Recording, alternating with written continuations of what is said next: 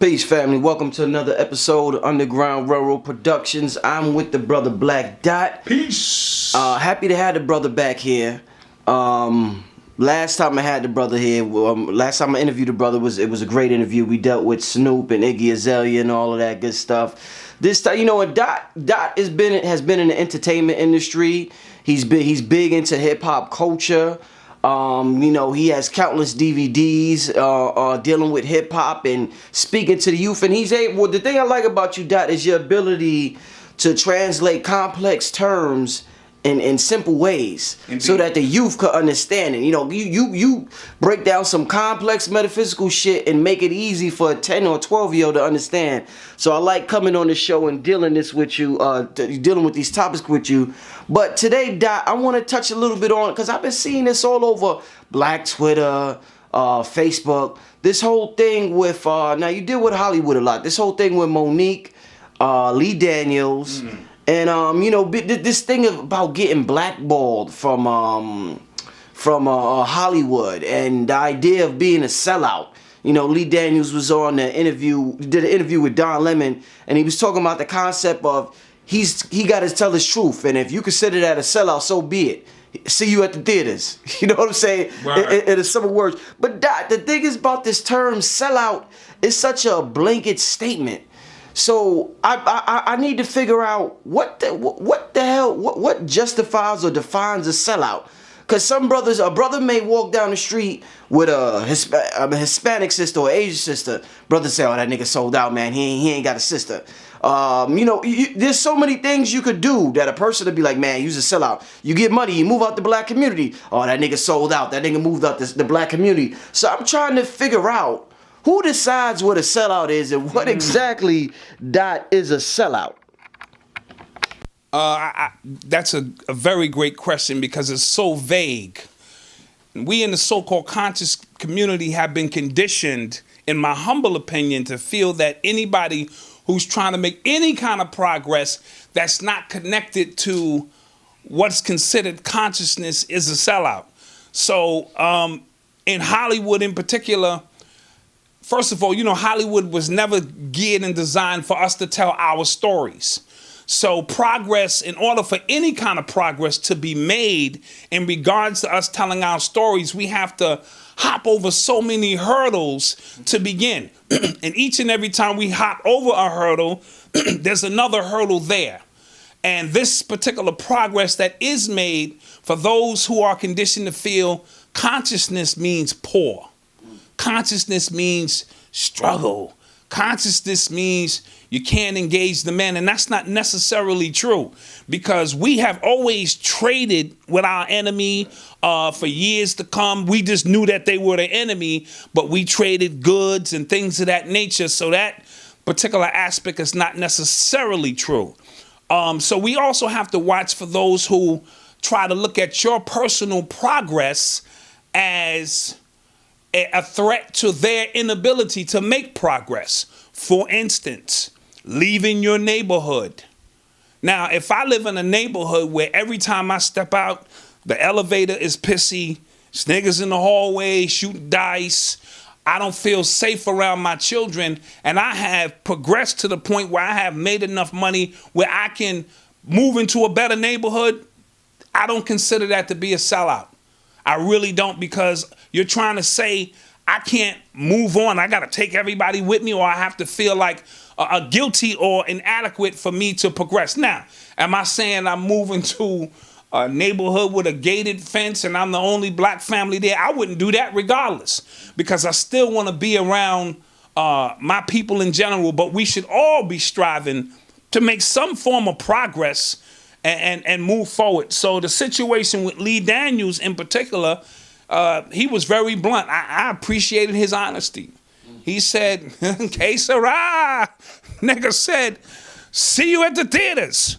And he was straight serious with that shit. Like, if I'm a sellout, then I see you at the theaters. I'm telling my story. So it's important that we don't take everything personal. This is his story. This is his matrix we're living inside of right now when we sit down and watch Empire. And I guess we'll get to that in a few. And that me to the next question, Dot. When Empire first premiered, a lot of negative stereotypes. I mean, pretty much as all those shows, pretty much 80% of the shows on television with black folks in it. But a lot of real negative stereotypes in Empire, from the drug dealer to, the homosexuality, or we could go to the blonde hair sister, it goes on, the brother with the white girl, he's bipolar, the white girl really runs him around, tells him what to do, whatever. Yeah. So, when it came out, people said, man, they made a checklist of all the stereotypes and threw it in this show. And the fucking gumbo. And gumbo, right. Now, what Lee Daniels said in an interview with, what's the dude named? Don Lemon. Mm-hmm. Don Lemon, he said that he's telling his truth. And he deserves to tell his truth. He kept saying that. Now, the thing is, during the first episode, one of the harshest scenes in the first episode people was talking about all over social media was when Terrence Howard, he has a son. When he first seen his son put on a dress or something, little son, he came in the living room. So he took his son, threw him in a trash can. Mm-hmm. People said they should have never showed that on TV. It was a horrible. It was a real gory. It was a bad scene to see. To make people sympathetic toward homosexuality. Now, one person in particular told me, "Yo, that shit happened to my cousin though. Not thrown in the garbage, but dude told me like, yo, my uncle beat the shit out of my cousin for being gay." So, I mean, who's right and who's wrong here? Do they deserve to have they? Because it's negative as shit. And it's just like with the drug dealing movies and so on and so forth. We have these negative images, but people say, yo, but the shit is really happening in the street. So is it good for society to see this? Because the shit is happening and these people want to tell their sides of the story. So is it good for society to see the truth about what's really going on in different aspects of society, or should we only show that Huxtable image, that Claire and Bill Cosby? Should we do that? Well, first of all, I got a war going on in my house right now. I'm protesting Empire.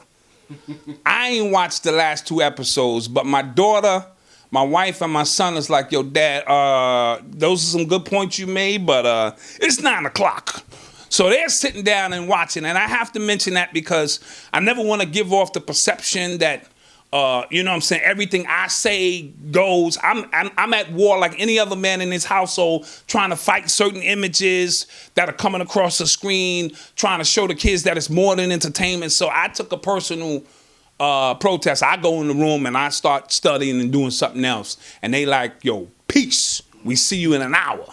Now, about the show that I thought was critical is if he's telling his truth, we have to understand from an artistic standpoint. I'm an artist.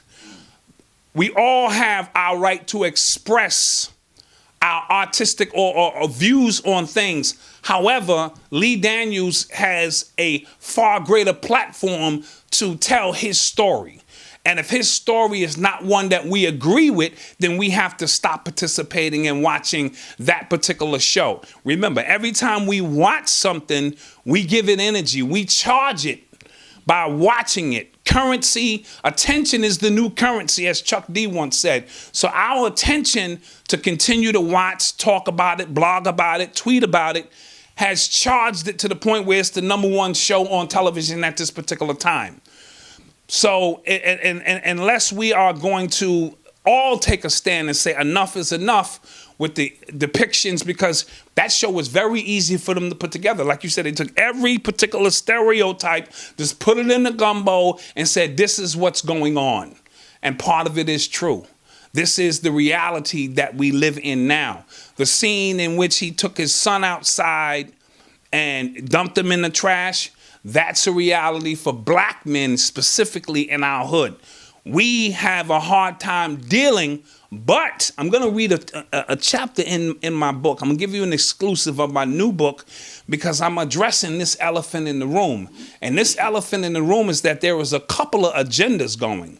There is the gays, and then there's the gay agenda. These are two separate entities running parallel, so to speak. So we are the last people to accept it because it's not natural to us and we understand. But the reality of the situation is, it is a reality. So with your permission, I'd like to read a piece right now, since we brought this topic. I wasn't expecting it to pop so early, but my new book is called Urban Culture Decoded. I'm sticking with the decoded theme, critical analysis into the physical, mental, and spiritual breakdown of a new generation. So I'd like to just tap into something really quick. And this is going to be just a snippet of this particular article. And I started out by saying what I feel personally about the LGBT community and what you may feel personally about them is irrelevant. The truth of the matter is there is a growing nation of people who live an alternative lifestyle, either openly or secret, that are emerging from the shadows of our society. The urban community in particular has seen a growing number of people who choose to live an alternative lifestyle for a multitude of reasons. I will address as many as possible. But first, Brother Rich, let's deal with the elephant in the room. Someone you know and are very close to is gay. Someone you work with on a job with is gay. Someone you play basketball with every Saturday is bisexual. Someone you go to church with is a lesbian. Someone that you respect dearly that you would never think is gay is gay. Someone's music that you have listened to for years is living an alternative lifestyle. Some of your spiritual leaders are gay. Some of your mentors, life coaches, and teachers are gay. Some of your favorite athletes are gay. Some of your favorite rappers, singers, and producers are bisexual. Someone that you know that is always talking negative about gay people is gay. I'm willing to bet my life on it. Now, this in no way suggests that you have to support that lifestyle. However, you do have an intimate relationship in some capacity with those who do. Now, your likes or dislikes about any group of people has no bearing on their existence. Look, if every group of people's dislikes for another group of people could make them disappear, no one left on earth. White people would get rid of black people would get rid of gay people would get rid of straight people, Jewish people would get rid of Muslims would get rid of Christians, etc., etc., etc. We are all occupying the same time and space, yet we are all resonating and on a different frequency and vibration. There are those who spend an enormous amount of time and energy on breaking down the history and origins of homosexuality, whether it started in Greece, Rome, or Egypt. Then there are those who have done the scientific research that will show and prove, due to the inability of homosexuals to reproduce, that they cannot exist in the future. Both of these approaches are valid, but for the sake of this article, they are also irrelevant. Our people have a tendency to focus on two time periods that seem to keep them suspended in time itself: the past and the future. We are always talking about what we did in the past. We were kings and we were queens. Or we're always talking about the way things will be in the future. Things will get better when we do this. Things will get better when we do that. Perhaps this is our own way of avoiding our current situation. And even though to our ancestors, the past, present, and future existed simultaneously, we have found a way to escape our current reality. We never deal with the things as they are right now. We live in a state of present denial. So it doesn't matter where you think the LGBT community comes from or where you think they're going in the future. They are here now, and this has to be addressed now. One more piece I'm going to read that I feel is critical. But this chapter is going to go on and on. What do you tell a mother who finds out that her daughter is gay? Should you tell her that she shouldn't love and support her child that she birthed? Wouldn't that be counterintuitive to her natural instincts to love and protect her child? What do you tell a father who has been in his son's life trying to provide a strong male figure for him to emulate, yet his son still turns out to be gay? Should the age-old principles of a man should be a man override his natural instinct to love his creation? What do you tell a pastor whose Christian Bible clearly states that homosexuality is an abomination in the eyes of God, yet half of his congregation is gay? The teachings of Jesus Christ has taught him to love all God's children. Are these not God's children? These are valid questions that need to be answered. For those who say that I am exploiting a sentimental loophole to get the black family to somehow accept a gay lifestyle, I am not. I am simply posing the question that everyone else seems to be avoiding. If we are trying to hold on to the very values that made the black family strong, yet behind the scenes, there are mothers and fathers who have gay children who are sabotaging those efforts, or they themselves are secretly gay, then the foundation will crumble. Disagreeing with your child's lifestyle and abandoning your child altogether are two different things. You may not agree with your child being a prostitute or strung out on drugs, but they will always find a way to be in your heart. Is this any different?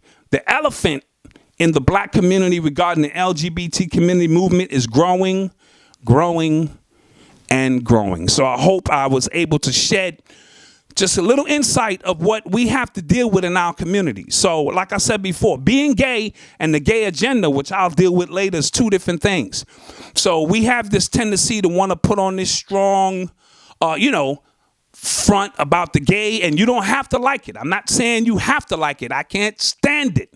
But the reality is that we have to deal with it because there are many people that you know or don't know, respect or don't respect, that are living an alternate lifestyle. And this is the reality of the situation.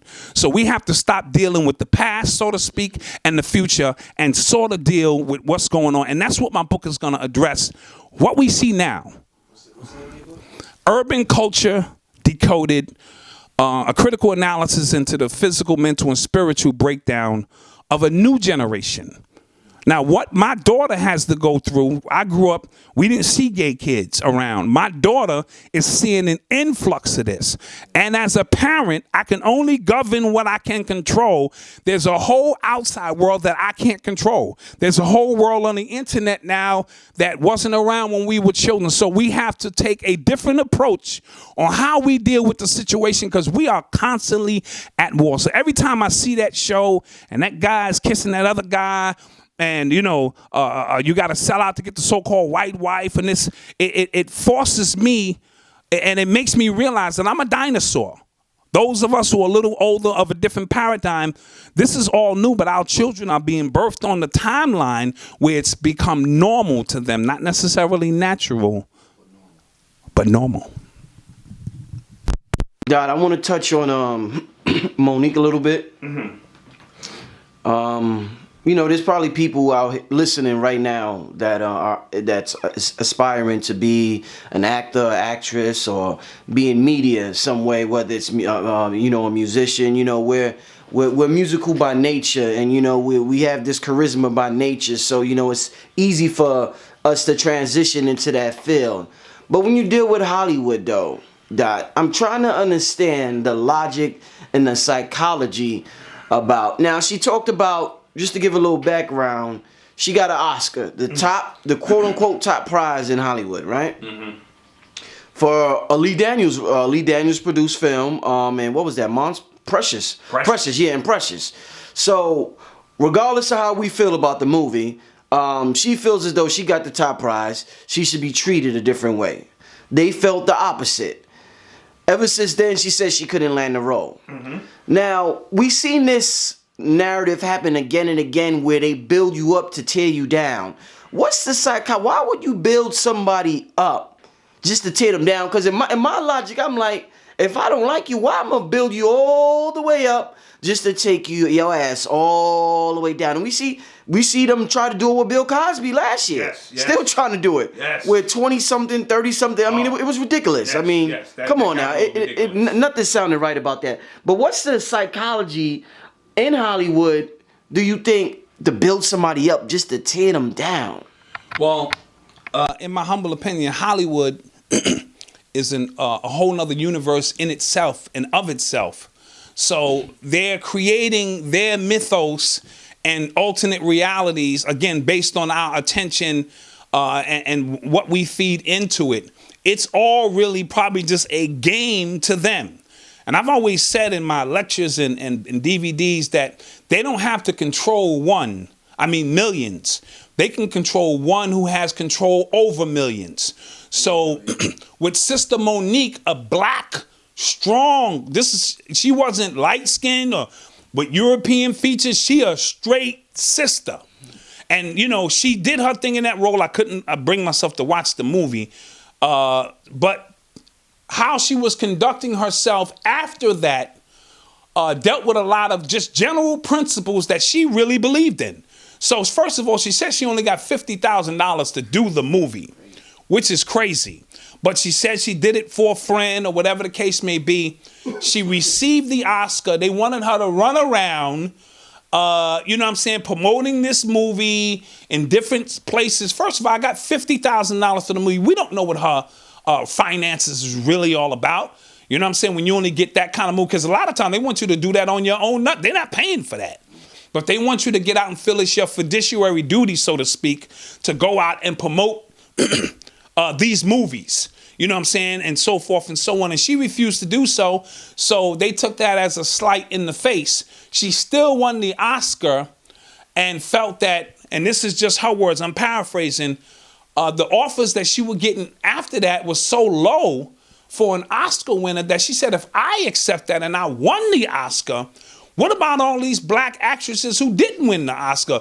Where does that place them? So I understood her disposition on that. I didn't agree with her playing the role in the movie, but that's Hollywood. You know what I'm saying? Because I thought it stereotyped us and we have to do more progressive movies. But that falls on us. You know what I'm saying? We have to stop waiting for Hollywood to accept us.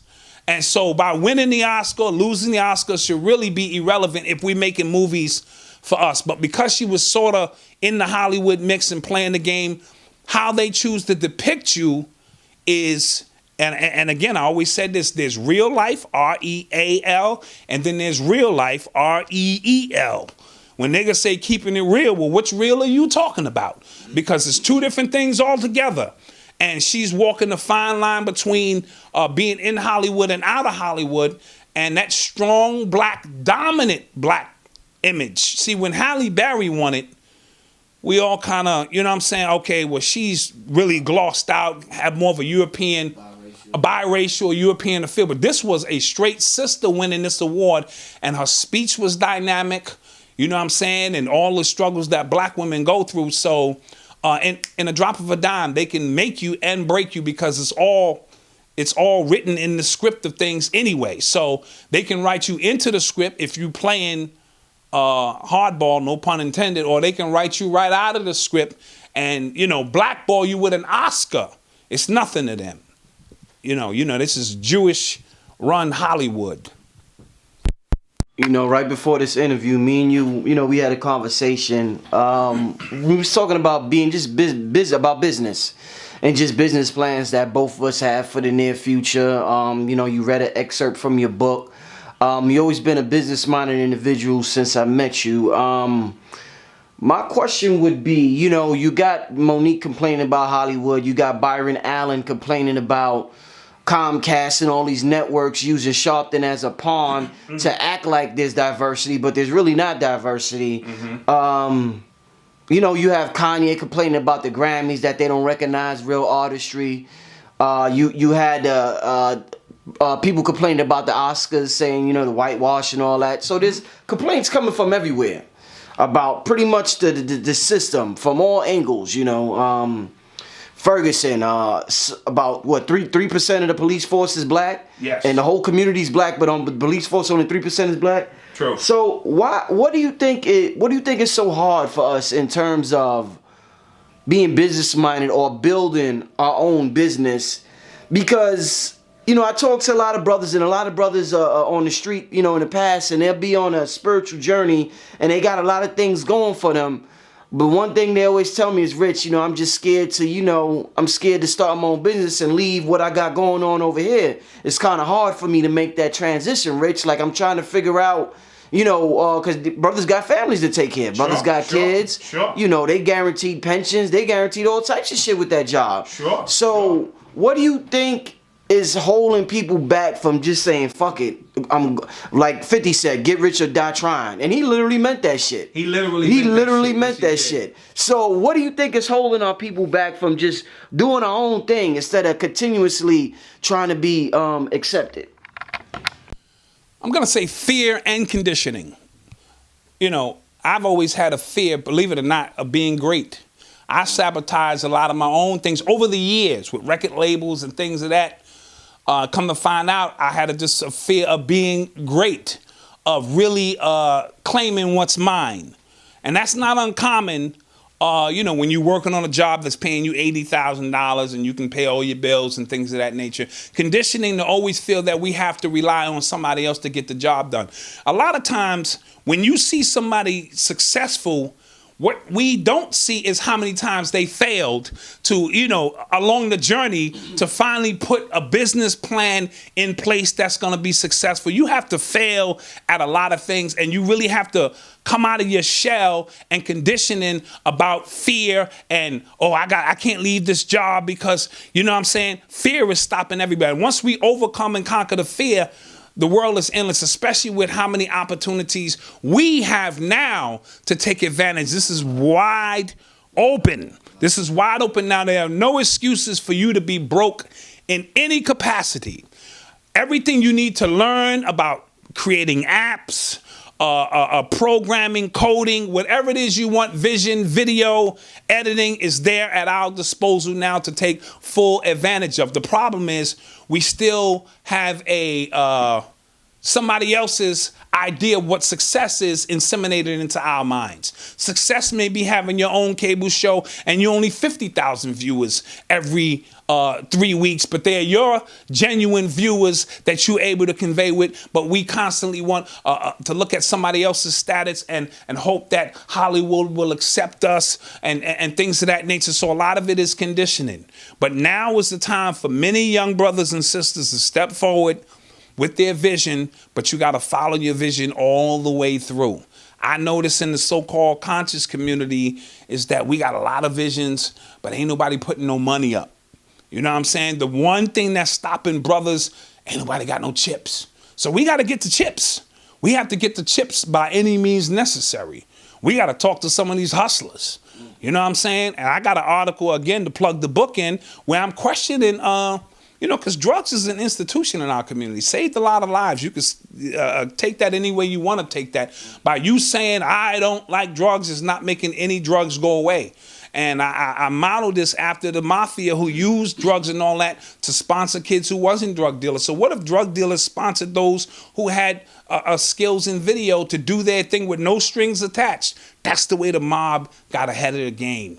You know what I'm saying? That's how they sent all them dudes to law school, and then same dudes became lawyers and bailed their ass out 20 years later.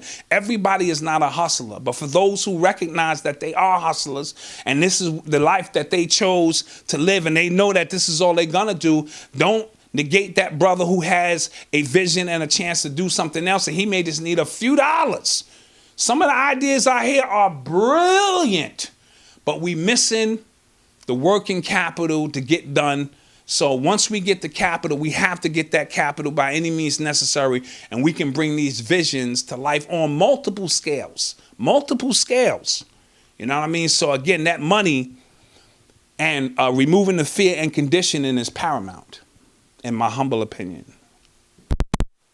When Lee Daniels said what he said in the interview, you know, I must have seen the word coon 100 times on the internet. Coon and Uncle Tom and all that. So, you know, that, shit, Don Lemon done got the Coon of the Year award last year, him and Charles Barkley. Yeah. Now, my question would be, as far as, in your opinion, as far as the upliftment of our people to get back to, you know, that level of where we was, and even in Black Wall Street, what do you think is more dangerous to the upliftment of our community? A quote-unquote Uncle Tom or a racist white person? I'd probably say an Uncle Tom, so to speak. Only because those are the ones who are sort of sabotaging from within. You know what I'm saying? The open enemy, we understand who the open enemy is for the most part. It's the ones that we continue to roll with, that we think see things the way we see things. All of our organizations wasn't brought down by white folks, or at least not, internally. All of them organizations were internally brought down by our own in some way, shape, form, or fashion. Somebody paid them, or they didn't see the perspective, or just the overall conditioning from slavery and so-called slavery. I said that from my Moorish brothers. To where we had been hardwired and conditioned to sabotage ourselves in every shape, form, or fashion. So I'm more concerned about the coon who has a great platform to get in front of millions of people and they reiterate that this is who we are as a collective. So when Charles Barkley says some off the wall craziness, or Don Lemon, and a million of white folks going, yeah, or you know what I'm saying? I'm more concerned about that than a white person who openly dislikes me, or not openly, covertly dislikes me. You know what I'm saying? You still have to work with them. And this brings me to the point where we hate homosexuals in our neighborhood, and I understand that fully for those who don't understand it. But we hate the white man, but we still deal with the white man every single day. We still under his rule. This is Rome. We still in Rome. Let's not get it twisted. And yet our dislike for the open enemy has not made the open enemy diminish or cease in any way. So we got to be careful on how we shift our energy and where we shift our energy to. And, that's how I feel about that. Do you think celebrities are, I'm thinking about, during the interview, I'm thinking about him continuously saying, Monique didn't play the game. And do you think celebrities are criticized more or unfairly for quote unquote playing the game, when somebody could easily say, well, shit, everybody plays the game on the job. People that make $30,000 play the game on their job. People that make $50,000 play their job, play the game to a certain extent on their job. Indeed. So do you feel as though, there's this term $1 million slave, but there's not a term $40,000 slave, $40,000 slave, or $50,000. So some celebrities feel the divide comes from some celebrities or people that consider themselves wealthy feels as though people, an average person is jealous of them. So they overly criticize them, or they're over analytical for every move that they make, when in their own household they may be doing the same thing. How do you feel about them do you think that any truth to that? I feel there's a lot of truth to that. Because like you said, we're all playing the game. When I walk into the job, I know that the dispatcher or, the supervisor has a heavy disdain for me. I can see it in his face. But I still have to come to this particular job, so to speak, to, engage and feed my family. I have to feed my family first and foremost. I've said it before, I will shovel elephant shit at the circus if this is what it takes to put food in the babies' mouths. Doesn't mean you don't have an escape plan or a bigger vision to do other things on the side, teach, promote, and run your business and things of that magnitude. It's just that the athletes are doing it on a greater scale, and a lot of people just can't process what that is. I've heard Jay-Z make a statement similar to, how you going to tell me how to do it and you never did it? So here it is, I got a $500 million problem, or I'm a billionaire, and yet it's so many people who barely got a job telling me, but you ain't never did it. This is groundbreaking. This is new ground I'm breaking. So as a consequence of the new ground I'm breaking, there's going to be ups, there's going to be downs. And you know me, I've been the biggest Jay-Z critic of all, for certain aspects, but I had to go, I never looked at it like that. So everything we do when we break ground, when Jackie Robinson broke into the baseball, it was groundbreaking, and it was also, trials and tribulations that were going to come from that. But those who felt would just stay in the Negro League. Why you got to be accepted by this and that and so forth. So there's different perspectives of it, and I understand it. And every time we make a leap in our lives, a lot of us feel guilty about it. You know what I mean? When you condition a certain way, damn, man, they offered me $150,000 to do the job. I mean, am I a sellout for taking this 150 grand and I can do the job because I want to provide a quality of life for myself that's better than what it is now? I want my children, whether they choose to go to college or not, to have greater opportunities. I want to break the cycle of being on welfare. My mother's mother was on welfare. I want to be a black man in the life of my children and stand strong. These things require us to stand on our square and knuckle down and attempt to break ground in many ways as possible. Now, there's some of us who want to take the entrepreneurial route, but everybody don't have an entrepreneurial spirit. They just don't. Some people have to be on the job and they have to have their check coming every week or every 2 weeks because it just allows them to feel secure. And then there's some people like, man, I'm going to get out here and hustle. My vision at all costs is going to get this done. All depending where you are in your lifetime and on the time span, because once you start having children and your children start looking at you and wanting certain things, your perspective changes a little bit. Like, okay, maybe I'll stay on the job just 2 more years to make sure I can get the children this and that. Or if you an entrepreneur, you have nobody but yourself to look after, those are the chances and opportunities to really go for it. And I try to tell young people, don't just be so quick to have children and get settled down. Whatever it is you're after, go for it, because you're the only one who's going to suffer, or even if you consider it suffering, the failure of not making it early on, but you still have opportunities in the future to do so. Thing that I found kind of strange is that Lee Daniels said he doesn't want to take on racism in Hollywood. And okay, you don't want to take on racism in Hollywood because he says if he buys into it, it becomes a reality. Now, from as being a metaphysician, you understand that. I understand that aspect perfectly. I understand it perfectly well. But then on the same token, he's taking on, quote unquote, what he calls homophobia in the black community. Double talk. So, yeah, double talk. So, you don't want to take on 1 minute, you want to be a metaphysician when it comes to the racism. Yes. But the homophobia, you don't want to be a metaphysician. You want to. A vanguard. You want to be the one that steps out in front and changes. So what's the deal with that? What's the. I'm backing up from the racism. I don't believe in the race card as he says. Yeah. But he believes in the homophobia in the black community card. Yeah, translation, white people cutting them checks. That's all that means in a nutshell. And he got to be a good Negro. You know what I'm saying? And don't ruffle no feathers because, as he said, it is show business. So he not trying to mess up his business. And then he directed Monsters Ball. That's the worst movie ever. Then he direct Precious. Then The Butler, and now Empire. Whoa, this is a dangerous man in Hollywood in terms of the depictions of who we are as a collective. So yeah, he wants to get you to accept homophobia, and us generally as black people, we can't, it's not innate, it's not within us to accept what is unnatural.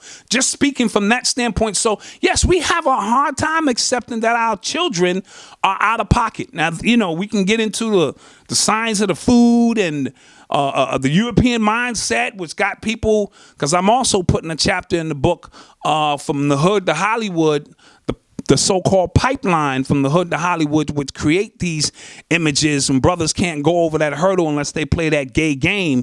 That's the agenda aspect, which has nothing to do with a child being gay or parents having to accept their children as they are.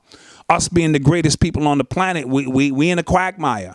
How can we preach love as the universal energy on the planet, but our very own children, we trying to throw them in the back? You know what I'm saying? So it's a tight situation, but I feel that it at least needs to be addressed, whatever side of the fence you on. But he feels that it is his business now to push homophobia, but not racism. That's crazy. If you're going to push it all. If you're going to be one that speak your truth, speak the entire truth. Unless you're saying the racism part ain't your truth because you're already in pocket. And you don't want to be able to see the racism that is taking place, but you want to see the brothers and sisters who say, yo, that's unnatural, son. You bending over? We don't get that. in the true black community. We don't get that. Now, these progressive Negroes may take a position where they agree, or the ones who have parents, because we all have somebody in our family. That's why I was breaking it down, that chose to go be gay, or you balling with somebody or something. You know what I'm saying? The reality of the situation is, it is what it is. How we choose to deal with it will determine where we move in the future, because the heterosexual man almost seem like we about to be an endangered species, so to speak. You know, I want to get your opinion on a statement he made. It was a little weird. I don't know what adjective to use to describe it, but I definitely want to get your take on it. He said homophobia is rampant in the African American community, and men are on the DL. They don't come out because your priest says, your pastor says, mama says, your next door neighbor says, your homie says, your brother says, your boss says that homosexuality is wrong. And they are killing the African American woman. They are killing our woman. So I wanted to blow the lid off more on homophobia in my community. So I kind of didn't understand it fully. So I said, let me bring it up to Dot. He said homophobia is killing black women. What do you take from that? Well, I guess he's trying to say those who don't disclose what side of the fence they're on, and then engage themselves in sexual activity with certain women, or lead certain women on in false pretense that they're men when they're not. That's what I'm getting initially from that. But what he has to understand, why is the so-called black community the last standing community to say, yo, bruh, we ain't with that? It's because we are the original people of the planet, and we don't understand it. It is not in accordance with nature to us. It's just not. We are a natural people. Even in an artificial environment like the hood, we still bring the innate ability to adjust naturally to what's going on in our environment. We do not get it. You know what I'm saying? As a collective. Now, I just mentioned the conditioning, the food, and other things have played a role in, certain people. Because I've heard Dr. Umar Johnson say that 95% of it, in his opinion, in his professional opinion, is from children being molested. And I'm not sure if that's the case, because I've seen kids who, when they were 2 years old, you just knew this little dude gonna wind up being funny. You could just tell it's certain individuals, we just knew, oh, nah. He don't ever play ball with us. He be jumping rope. You could just tell early on, and I don't know if those children were molested, but there are a multitude of reasons on why this is running rampant. Of course, the prison life, we can't ignore that secret society. That's a secret society in itself. Brother doing 10, 15 years.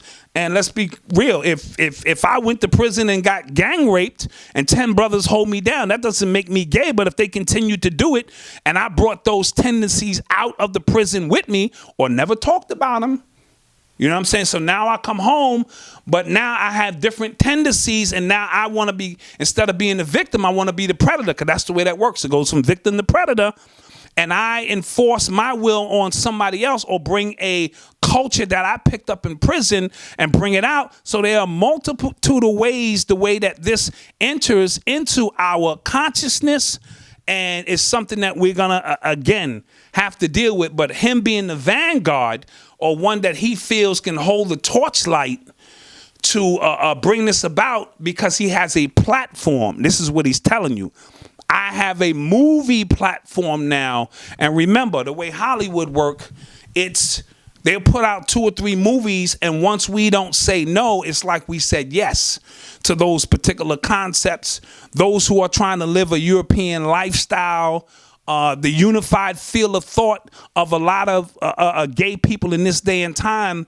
And then you have a whole generation who are not really gay. It's a fad. So we have those young people rebelling against their parents just to piss their parents off, in so many other avenues. So I can't really get a full beat on the origins of it or where it's going, but it is running rampant in our neighborhood.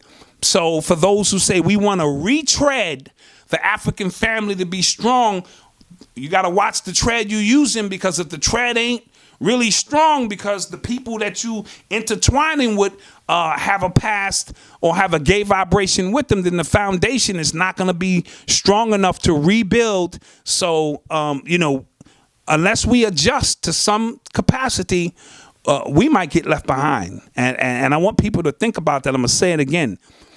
If we do not adjust in some capacity to what's going on around us, we will be considered them old folks who thought a certain way, and the new generation will be birthed onto a vibration or a frequency that's not of our original frequency, and boom. Next thing you know, remember, it's not natural, but it's normal.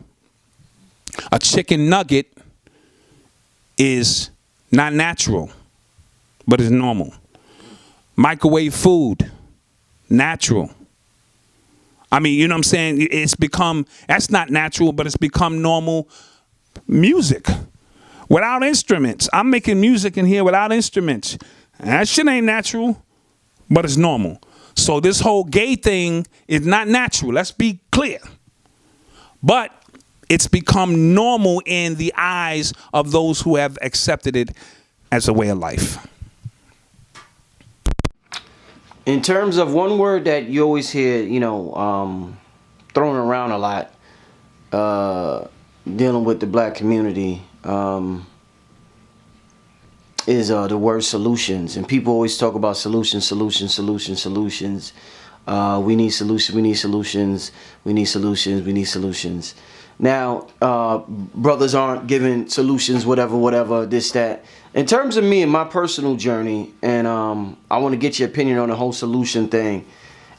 As far as my personal journey, I don't think somebody could have gave me a solution. The greatest thing that was ever gave to me was somebody told me I was God. Somebody told me knowledge of self is the greatest thing you could ever have. Somebody told me intuition is God. Yes. Somebody told me to use my imagination.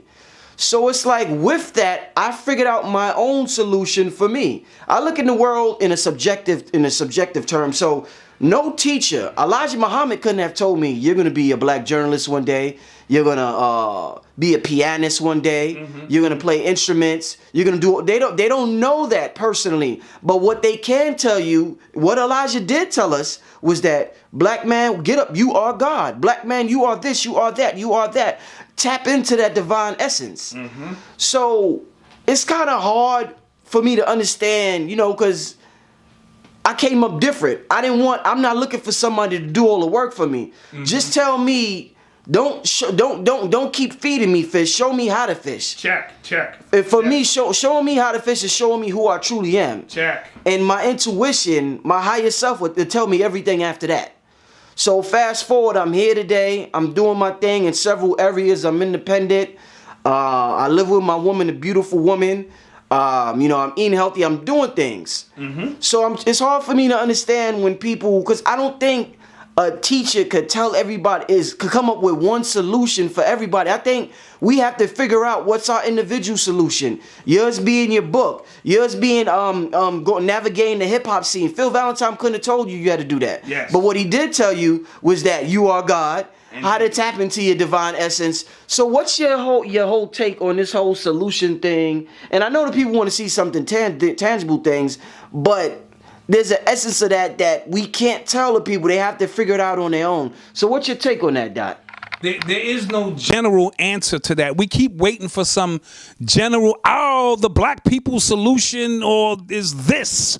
And life doesn't work that way. Experience is your journey. Your journey is your journey. And your journey is going to allow you. See, we have to get out of the concept of negative and positive. Your journey is what it is. It's tailor-made for you to understand what the solutions are going to be for you at the end of your journey. So And it's funny you say that because I normally, I did Hip Hop Decoded. I didn't put any solutions in it because I don't have no general solutions.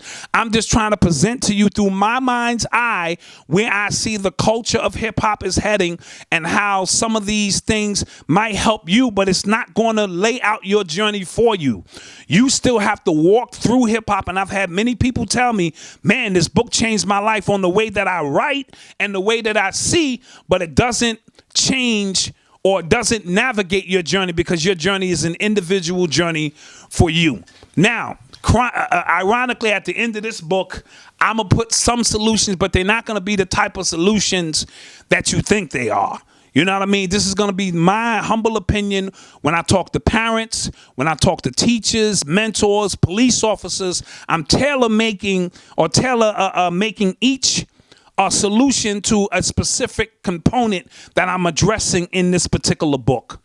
However, I'm not saying all black people should do this or all white people. So when Lee Daniels says you have to live your truth, he is absolutely right. You have to live your truth, and find out why we the only people who need solutions to lead the black people or the, you know what I'm saying, this way and that way. Everybody else is out experiencing life. How can you call yourself God, but yet you've had no experiences? These people kill me. I don't do this. I don't do that. I never touched that. Never drank that. Never went there. Never did that. Never read that. But yet you calling yourself God. Well, what aspects of life are you experiencing that you can feed that information to the Almighty or the one source or whatever the case may be? You know what I mean? And I gave my analysis last time on your show about the damn chicken sandwich. You know what I'm saying? Listen, the crispy chicken sandwich is just an analogy to say, if you walk by Wendy's and want to experience a chicken sandwich, you should experience it. Enjoy the experience, process the experience, and move on. Now, if every single day you start eating a chicken sandwich, of course, there are consequences for that which won't be in your favor. So I try to explain this to young people. Pick and choose what it is you want to experience, but don't be sitting on your high horse. I never did that. I wouldn't do that. And then you're calling yourself God, but yet you're God void of any experiences.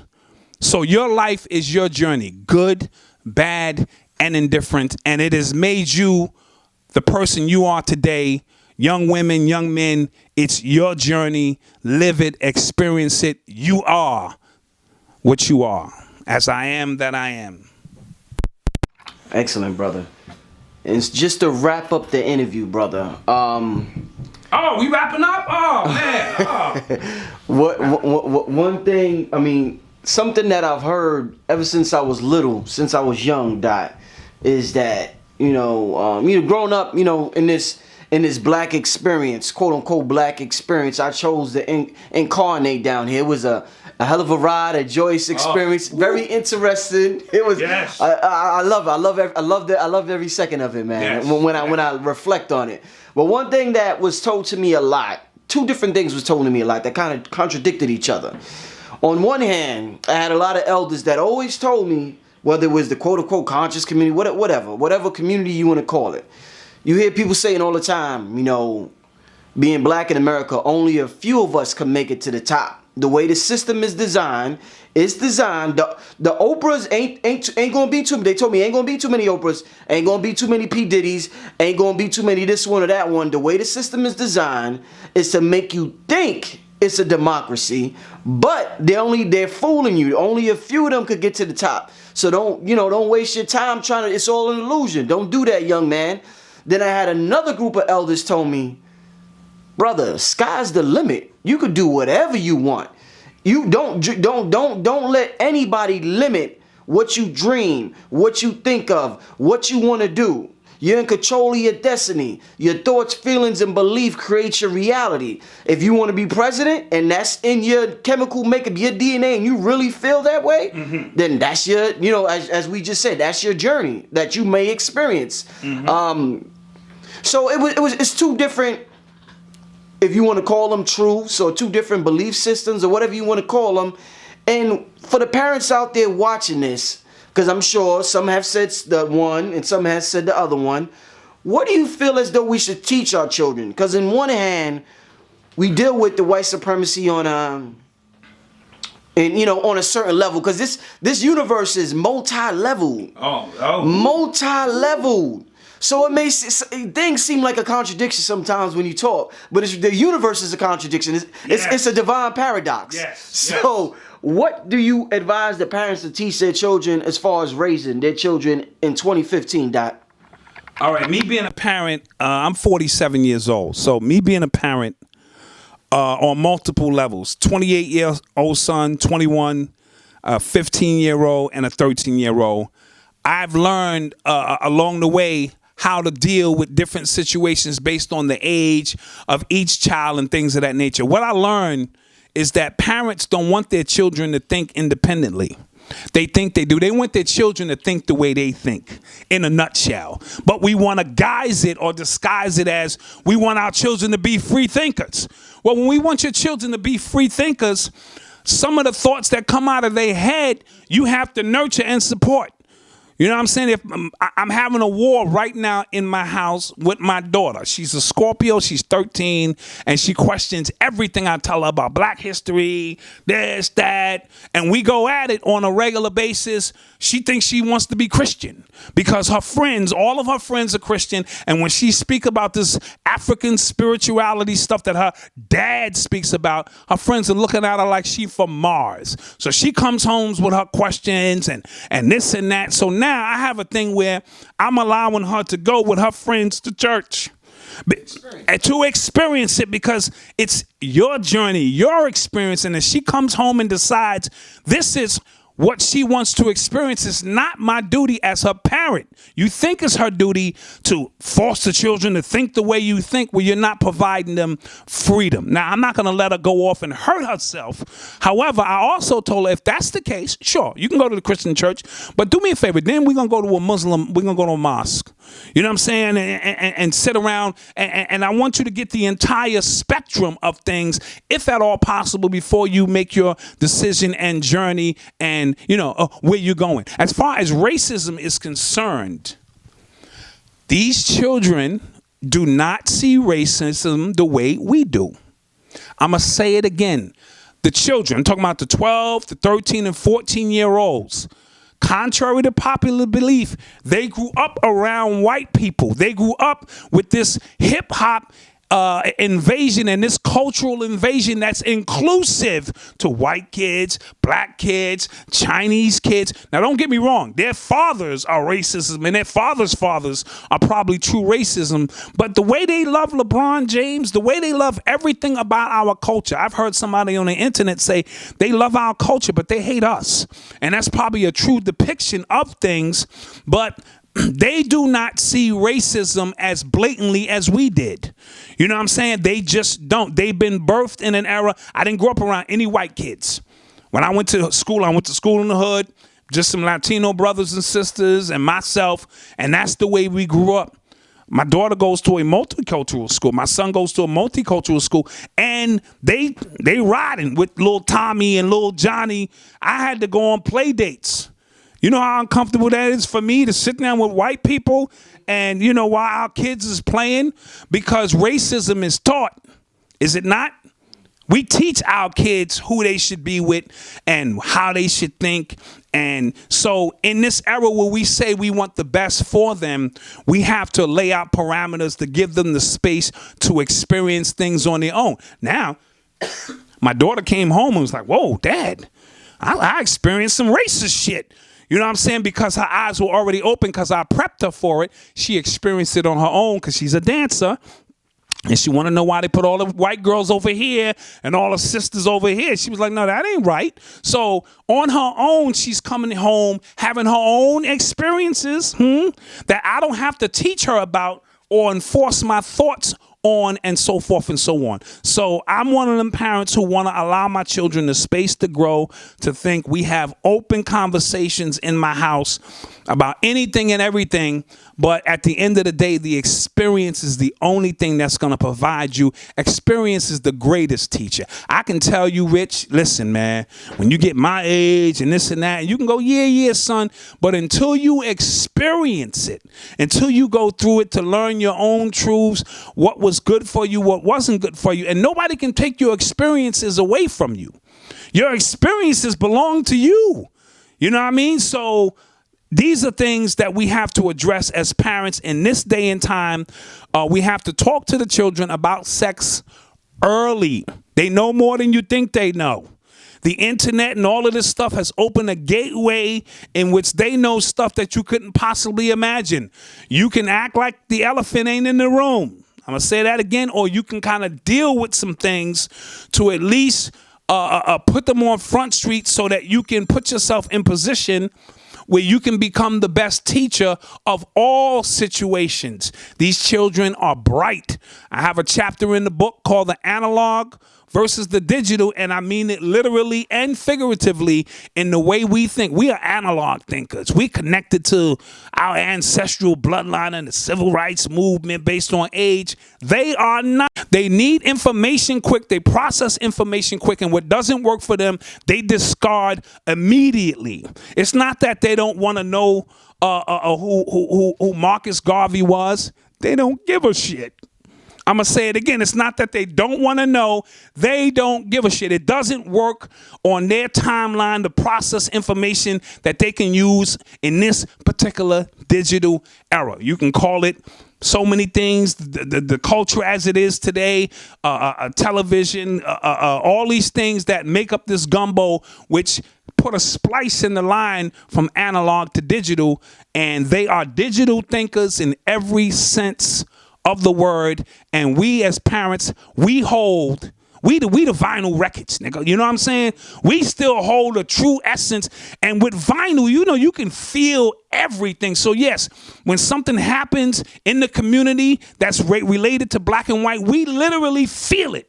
Even if it didn't happen to us, we're there, not as connected. That digital music is not as tight because it's dealing with fucking ones and zeros. It ain't dealing with that true girth of feeling that you couldn't possibly process with ones and zeros. So this book is gonna go in. I'm going to the printer on the Equinox, and we're gonna see what happens from there. Appreciate the interview once again, Dot. I always appreciate the authenticity with you and your ability to not care what people have to think, but you just keeping it 100 with me. Let me know what's on your mind and how you feel, brother. So I definitely appreciate it. As always, Black Dot, be on the lookout for this brother's book. It's going to be absolutely amazing. And we'll see you next time, Dot. Peace. Peace.